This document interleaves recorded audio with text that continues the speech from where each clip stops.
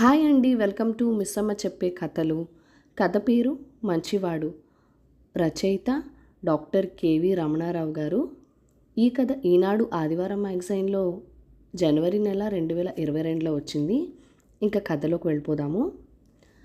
పరంధామ పనిచేస్తున్న ఆఫీస్ ఆవరణలో చెట్టు కింద స్కూటీ పెట్టి తాళం వేశాక ఒక నిమిషం తటపటాయించింది సునంద.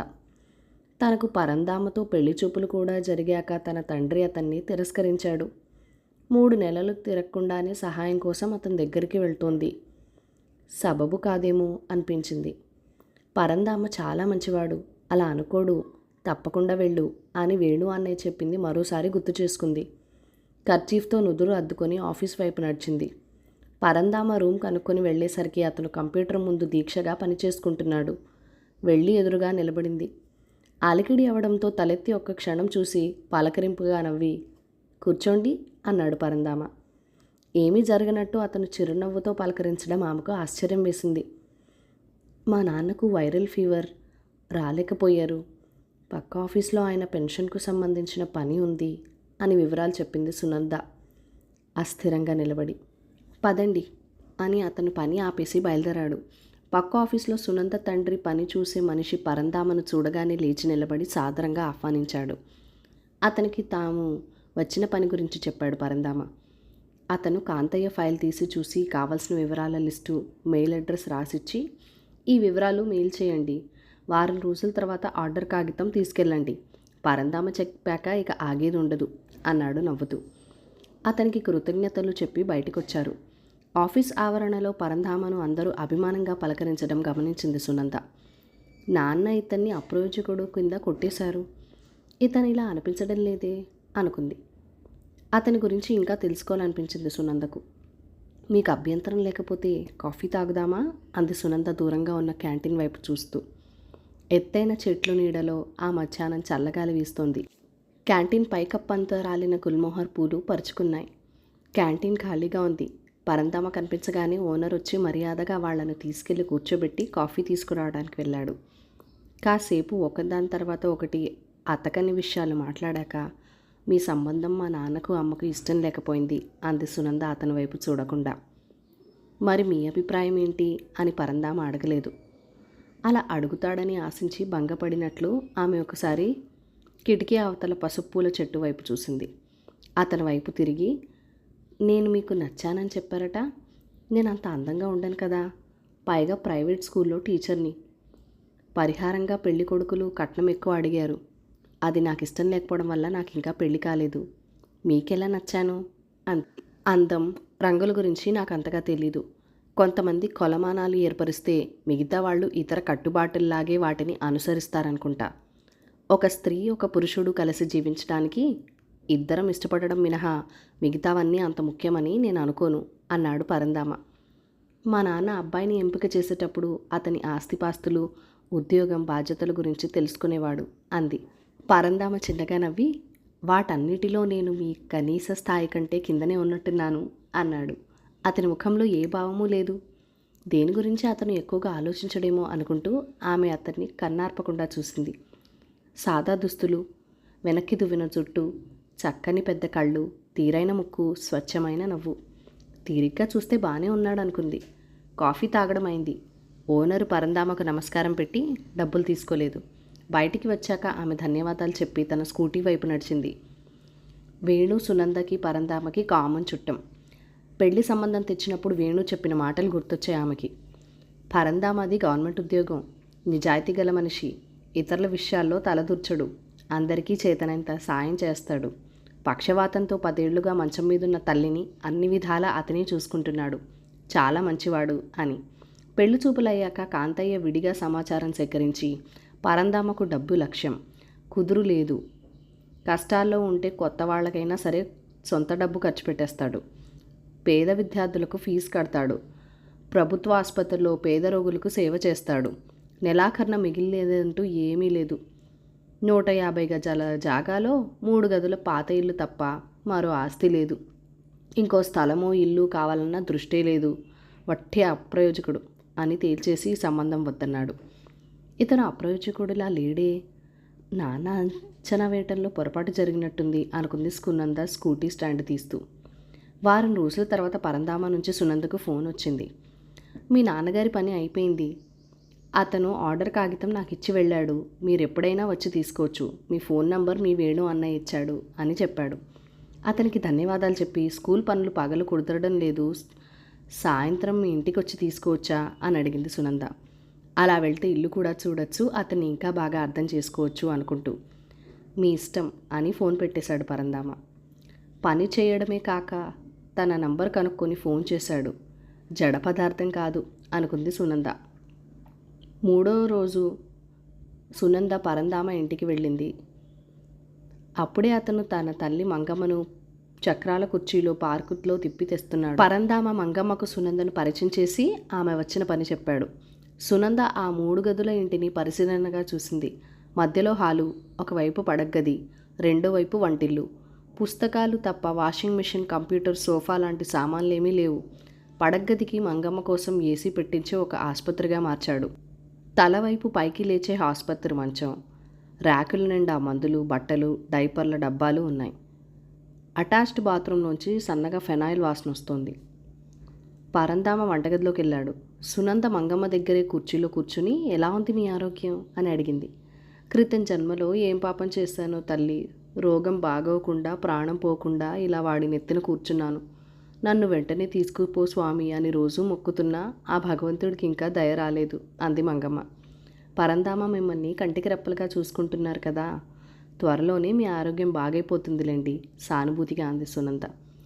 పాపం బిడ్డ, నా పనంతా వాడే చేస్తాడు. వంట చేసి పొద్దున్న రాత్రి తినిపిస్తాడు, మందులు వేస్తాడు. రాత్రిళ్ళు ఇక్కడే మడత మంచం వేసుకుని సాయంగా పడుకుంటాడు. చెప్పడానికి నాకే సిగ్గుగా ఉంటుంది. అర్ధరాత్రులు బాత్రూంలోకి తీసుకెళ్తాడు. డైపర్లు మార్చడంలో కూడా సాయం చేస్తాడు. వాడి మనసు అద్దం తల్లి, అద్దం. మరి ఆయన ఆఫీస్కి వెళ్ళినప్పుడు? మరో ఆడమనిషి లేని ఇల్లు. వాడు లేనప్పుడు నా పనులు చేయటానికి ఒక ఆమెను పెట్టాడు. ఆమెను తల్లిలాగే చూసుకుంటాడు. మీరు చాలా అదృష్టవంతురాలు. ఆరోగ్యంగా ఉన్న తల్లిదండ్రులనే పిల్లలు సరిగ్గా చూడని ఈ రోజుల్లో ఇంత బాగా చూసుకుంటున్నారంటే మాటలా? అదే వాడికి శాపమైంది. ఒక్క పెళ్లి సంబంధము కుదరడం లేదు. పిల్లవాడు ఎంత మంచివాడు అని ఎవరు చూస్తున్నారు? నన్ను తీసుకెళ్ళి ఏ వృద్ధాప్యంలో పాడేరా అంటే వినడు అంది మంగమ్మ సునంద కళ్ళలోకి చూస్తూ. పరంధామ బిస్కెట్లు, బాదాం పాలు తీసుకొచ్చిచ్చాడు. మంగమ్మ పాలు తాగాక ఆమె కుడి చేతికి కాలుకి మృదువుగా తైలం మర్దన చేశాడు. అతను తల్లి పనులన్నీ మనసు పెట్టి చేస్తున్నట్లు సునంద గమనించింది. పరంధామ వారిస్తున్నా వినకుండా ఖాళీ కప్పులు తీసుకెళ్లి పెరట్లో పెట్టింది సునంద. పెరట్లో జాజితీగ, మల్లె, నందివర్ధనం, నైట్ క్వీన్ మొక్కలున్నాయి. ఇతనికి తెలుపు అంటే ఇష్టమేమో అనుకుంది. పరంధామ వచ్చి సునందకు కాంతయ్య ఆర్డర్ కాగితం ఇచ్చాడు. సునంద థ్యాంక్ యూ చెప్పి మీరు మీ అమ్మగారిని చాలా శ్రద్ధగా చూసుకుంటున్నారు అంది.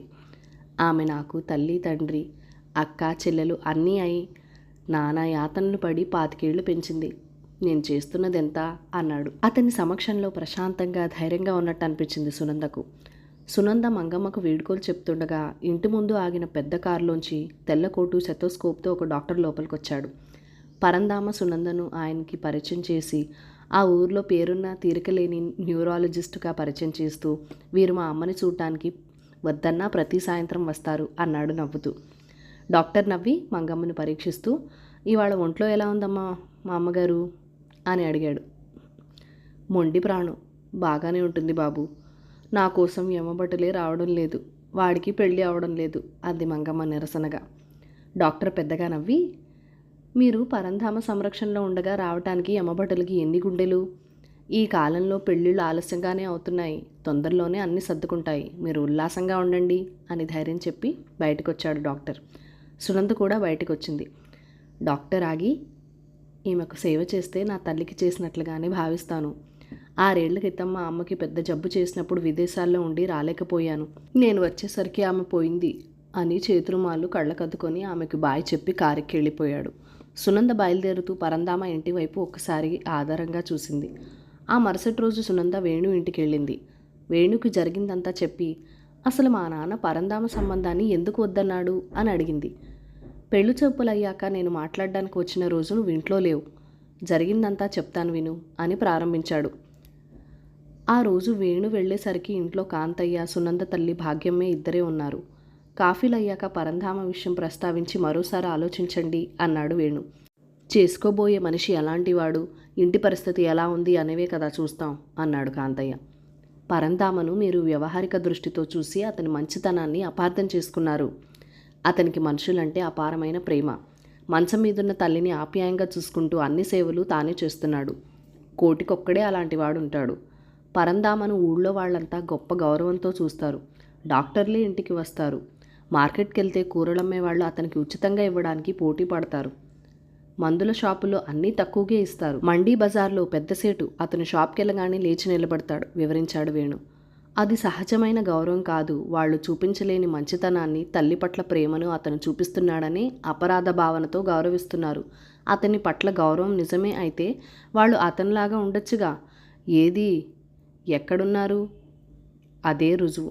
పరంధామ మరొకరిని తప్పుపట్టడు కాబట్టి సరిపోయింది. లేకపోతే వాళ్ళందరూ శత్రువులు అయిపోయి ఉండేవాళ్ళు జవాబిచ్చాడు కాంతయ్య. అయితే పరంధామ మంచితనానికి ఏమీ విలువ లేదా? ఎందుకు లేదు? అందరూ మంచివాళ్లలాగే అతను మహానుభావుని చేసి ఎత్తులో కూర్చోబెట్టి గౌరవిస్తున్నారు. ప్రపంచం మంచిని ప్రోద్భవిస్తుంది కానీ మంచివాళ్ళని కలుపుకోదు. ఇదే లోకం పోకడా అన్నాడు. నిజం చెప్పండి. అతను ఊరు వాళ్ళ మీద ఖర్చు పెడతాడని, తన కోసం మిగిల్చుకోడని, రేపు భార్యకు కూడా ఆ ఇరుకింట్లో అతని తల్లికి సేవ చేయాల్సి వస్తుందని ఇవేగా మీ అభ్యంతరాలు? భవిష్యత్తులో వాళ్ళ పరిస్థితి బాగుండొచ్చుగా అన్నాడు వేణు కొంచెం ఆవేశంగా. పరంధామ నిజంగా మంచివాడు. అందుకే నాకు భయం. అతని మంచితనం తెచ్చిపెట్టుకున్నది అయ్యి ఉంటే నాకు భరోసాగా ఉండేది. ప్రపంచం ఇప్పట్లో మారదు. అతనికి జీవితాంతం కష్ట నష్టాలు తప్పవు. తెలిసి నా కూతుర్ని కష్టాల పాలు చేయలేను తేల్చి చెప్పాడు కాంతయ్య. భాగ్యమ్మ కలగజేసుకుని, ఇంకో సంబంధం కుదిరేటట్టుంది వేణు. అతడు విడాకులు తీసుకున్నాడని ఆలోచిస్తున్నాం. కుర్రాడు పెద్ద ఉద్యోగస్తుడు, స్థితిపరుడు. మేం కూతుర్ని సుఖంగా చూడాలి కదా. మంచివాడు రెండో పెళ్లివాడి కంటే తక్కువైపోయాడా? పోనీ పరంధామ విషయంలో సునంద అభిప్రాయం కనుక్కున్నారా అన్నాడు వేణు ఆఖరి ప్రయత్నంగా. మిగతావన్నీ బాగున్నప్పుడే కదా అమ్మాయిని సంప్రదిస్తాం అంది భాగ్యమ్మ. ఆ తర్వాత వేణు కోపంగా వెళ్ళిపోయాడు. ఇది జరిగింది అని నువ్వు పరంధామను కలిశావు, వాళ్ళ ఇంటికి వెళ్ళొచ్చావుగా, అతని గురించి ఏమనుకుంటున్నావు అన్నాడు వేణు. నాకు 2 రోజులు టైం ఇవ్వు అని సెలవు పుచ్చుకుంది సనంద. 4 రోజుల తర్వాత ఇంట్లో మేడ మీద పేపర్లు దిద్దుకుంటూ కూర్చున్నాక సునంద ఫోన్ మోగింది. చూస్తే వేణు. నువ్వు పరంధామ ఇంటికి వెళ్ళొచ్చావు కదా, మీ నాన్నగారితో మరోసారి పెళ్లి విషయం మాట్లాడమని మొన్నటి నుంచి మా మంగమ్మత్త రోజు ఫోన్ చేసి నా ప్రాణం తీస్తుంది. ఏం చెప్పమంటావు, ఏం చేయమంటావు అన్నాడు నవ్వుతూ. మా నాన్న ఈ మధ్య నీరస నుంచి తేరుకున్నారు. పరంధామను కలిసిన విషయం రేపు చెప్పాలనుకుంటున్నాను. నువ్వు కూడా ఓసారి మాట్లాడు అంది సునంద.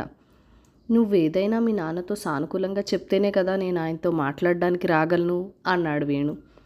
కష్టమైనా సరే మంచితనం అంతరించిపోకుండా తోడుగా నిలబడాల్సిన అవసరం గురించి మా నాన్నకు చెప్తాను. వచ్చి మాట్లాడు. ఈసారి మా నాన్న ఒప్పుకోవచ్చు. కాదు ఒప్పుకుంటారు అంది సునంద నవ్వుతూ. కథ సమాప్తం.